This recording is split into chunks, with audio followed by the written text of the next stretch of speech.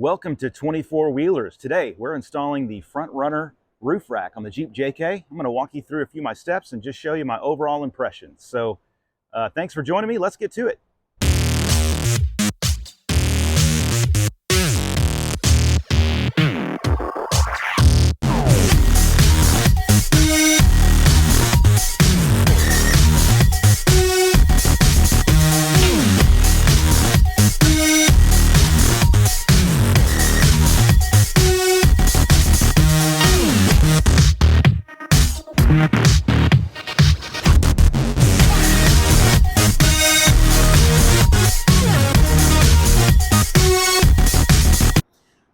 All right, I'm out here in the garage working on my Jeep. I just got a brand new Front Runner Slimline II, I believe is the model, roof rack for the Jeep JK. You can kind of see it here in the background. It's the Jeep. And I have got the tray put together already. And I'll show you some fast forward footage of that. But I'm just working on getting this thing going. And apparently you got to take the roof off, or the top, I should say. You got to take the top off the Jeep in order to do that. So we're going to pull the top off here in a few minutes and install all of the nitty gritty bracketry and racks. And apparently you can use this roof rack not only with the top on the Jeep, right there the way it is now, but apparently you can use the roof rack with the top off of the Jeep as well, which is fine.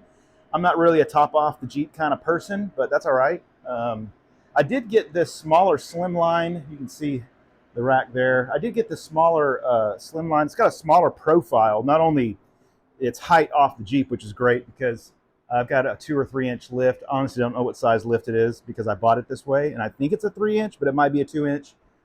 That's for another day. But the Jeep just kind of barely fits in the garage anyway. I got it maybe 8 inches up there, so with the rack on itself, I'm sure it will fit in, but if I put anything on the rack permanently, such as a Roam box or something like that, I'm going to have trouble, I'm afraid, getting the Jeep in the garage.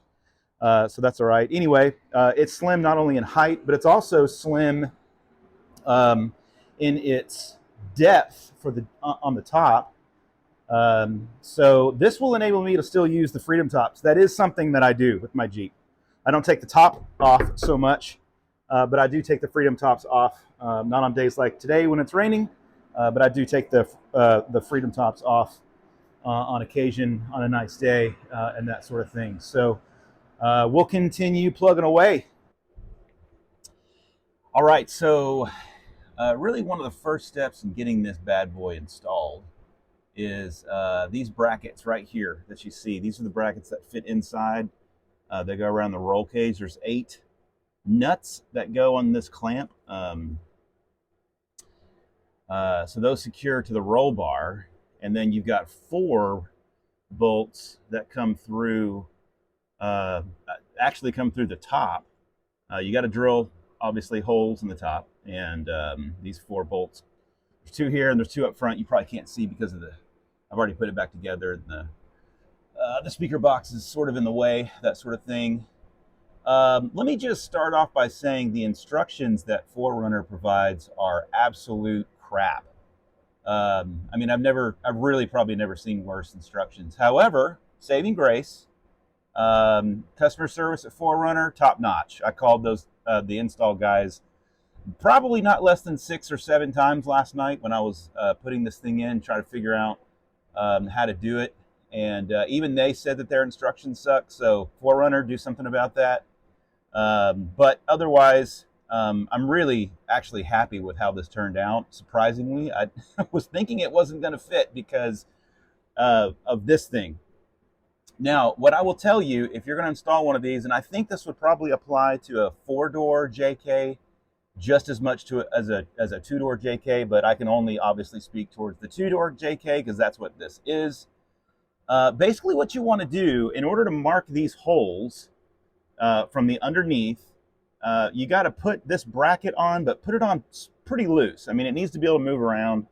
And essentially, what you're doing is you're gonna attach it again loosely, and then kind of put it in place up here in order to mark your holes for these 4 holes. Now, I really couldn't get to the 2 over in the front. I could only get to the 2 here in the back. But, you know, drilling the pilot holes from underneath, then you can, with your top off, then you can go in and install, or actually mark, I should say, the holes for the rest of the unit using the brackets to guide those. So also that you'll see this mark here. This is to mark 130 millimeters, which they say basically from this little crease right here, from here to here is about 130 millimeters, and that's where that first hole is. So that was the install for that. Well, actually, let me finish kind of explaining how this works. So once you mark these holes, take off the top, drill the pilot holes from underneath, and then mark the holes above, and then you're drilling.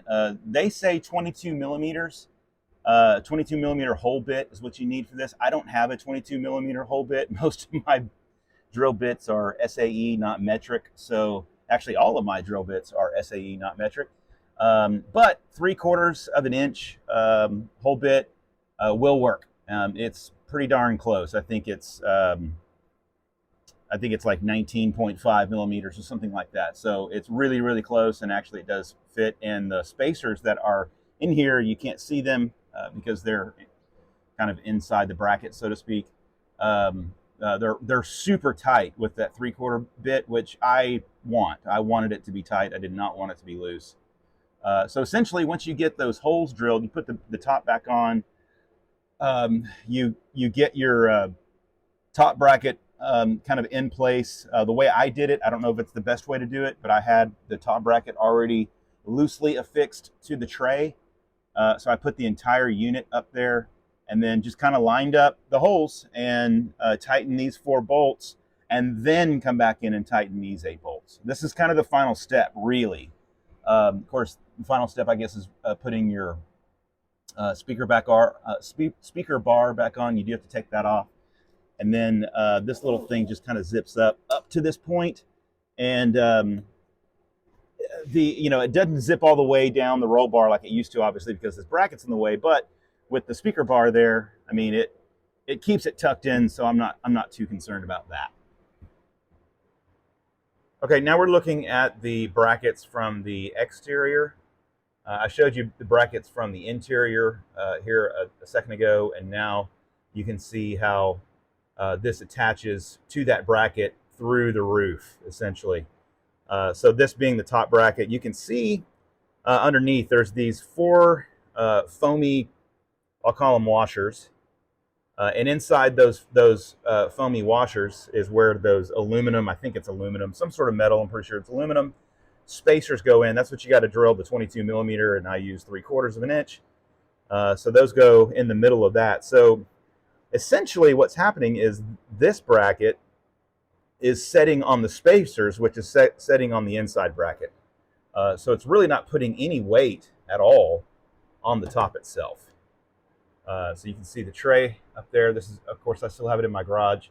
I'll pull it out of the garage here in a second and show you the sort of finished product. The last thing I had to do is the bolts on the tray that mount the tray to the bracket here are still somewhat loose. So it's not like super movable, but it is movable. If I put my weight on it, it would shift. So I need to line that up and get that cinched up, and then we'll be done. So the Front Runner came in 5 boxes. Actually, truth be told, it came in 3 boxes, but I ordered a couple of extra things, so I got 5 boxes. This big box is what the tray came in. This box is actually not a part of the rack. This box was a part of a chair and a bag that I got. I already had one Front Runner chair, this guy right here. And so I just got a second one and added the bag with it. So it's a dual bag, carries both chairs, should be kind of handy. This box came with the interior racks, I believe, and then this box over here came with the exterior racks, I should say, and then, or bracket, whatever the right word. And then there was these little doodads that I picked up extra as well, and this came in a box by itself as well. So these are just stainless steel loop tie downs. Should be handy for putting stuff up on top of the rack and keeping things secure. Probably going to tie my Gazelle tent up there with these. I'll use these roller cam straps, not the specific ones. These are actually for my fridge because they're only 2 feet.